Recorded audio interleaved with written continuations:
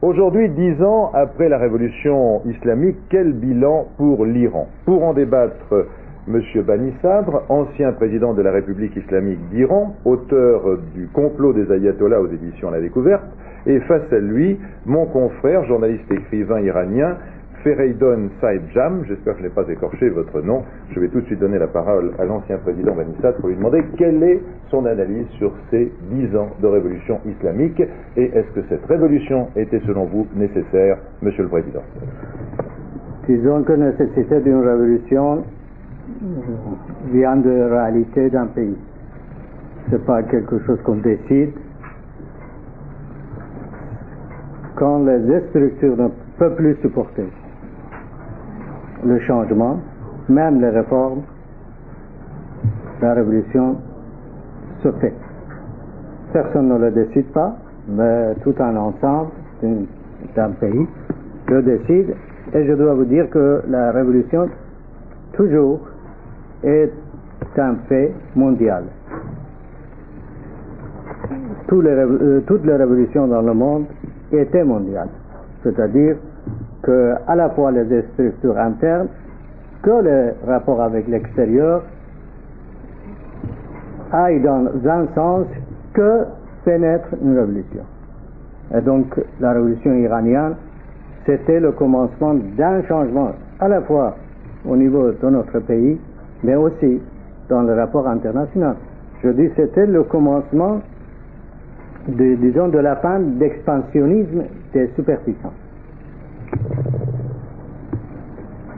Je viens de recevoir de M. Bani Sadr son livre et je vois en postface, c'est parce qu'il s'opposait au despotisme des mollahs que Abul Hassan Bani Sadr, premier président d'Azir, a dû quitter son pays. C'est quand même paradoxal, c'est vous, M. Bani Sadr, qui le 6 octobre 1978 avez ouvert votre porte de l'appartement de Cachan à un type totalement inconnu, Rouhollah Khomeini, dont les gens ont dit que vous étiez le fils spirituel. C'est vous qui l'avez conduit ensuite à Nauf-le-Château. C'est vous qui l'avez fait rentrer en Iran triomphalement. Pendant 9 mois, vous avez été président des comités révolutionnaires, cumulant une dizaine de portefeuilles. Les droits de l'homme, les plus élémentaires, ont été, depuis ce jour-là, pendant 10 années, systématiquement bafoués. Les femmes ont été chadorisées.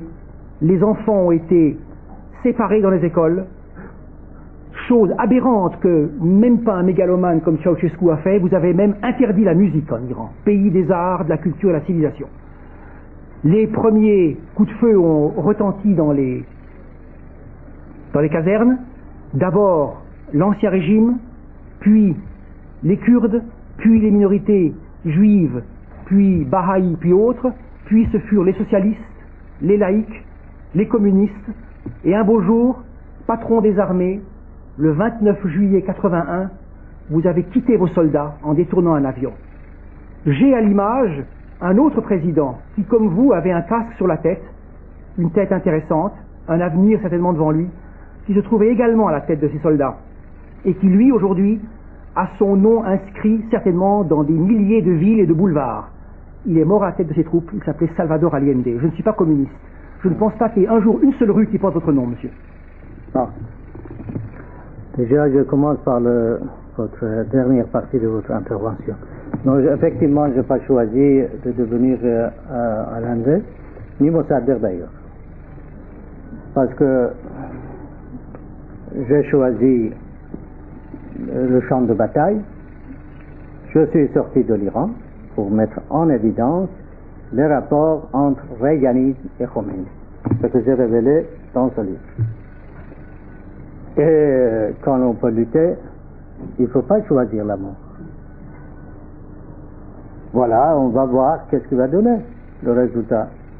J'espère obtenir beaucoup mieux comme résultat que ce qui a été obtenu par Mossadegh et par Allende. Mais tout ce que vous venez de dire, oui, passez ça et ça et ça et ça, je fais 2 livres pour les expliquer. Le premier est illisible. Bon. Totalement illisible. Vous pouvez lire. Pourtant, j'aime bien lire Monsieur Vieille, mais ça, il est illisible. Bon. Totalement illisible. Vous pouvez lire le second, c'est vraiment meilleur. Vous pouvez lire le texte pertinent, donc il n'y a pas d'excuse. Vous dites que c'était moi que je recueillis Khomeini inconnu, c'était peut-être pour vous inconnu. Mais Pour le monde, pas pour les Iraniens. Bon, mais pour le peuple iranien, c'était connu. Et c'est vous qui l'avez fabriqué. Vous avez fait un monstre. Vous avez fabriqué un Frankenstein. Justement, je vais vous expliquer. Vous n'avez rien supprimé, vous, aujourd'hui. Les libertés les plus essentielles. Non, mais je vais vous... Qu'est-ce qu'est la femme iranienne aujourd'hui? Attendez que je vous fasse comprendre une chose J'ai importante. écrit cet article dans Le Monde pendant que M. Khomeini était chez vous à Cachan. Cet article s'appelle Ni Marx ni Mahomet. Je peux demander à André Fontaine de le sortir aujourd'hui. Je n'ai pas une virgule à changer avec 10 ans d'avance. Et j'ai été condamné à mort, monsieur, pour ça. Il n'y a que les nazis qui font ça. Hein? Et vous étiez président des comités révolutionnaires. Ça, les Français l'ont oublié. Vous passez aujourd'hui pour une victime. Non. Vous avez engendré un monstre, vous et vos amis. Un monstre. Non, c'est pas moi. Et vos amis Gozadi et compagnie disaient à une époque, le régime impérial est un cancer, c'est vrai, mais ces gens-là, c'est le sida. Non. Le cancer, on s'en soigne. Et le sida, c'est le syndrome iranien des ayatollahs. C'est comme ça que je l'appelle. Non, je pense que ça aussi c'est... C'est pas exagéré du tout. On peut le soigner. Non, le sida ne se soigne pas, monsieur. Oh, si. Ah bah, dites-le à M. Schwarzenberg, il sera ravi. Et après, qui a encouragé les Irakiens de nous attaquer? On ne peut pas dire que la guerre... Vous.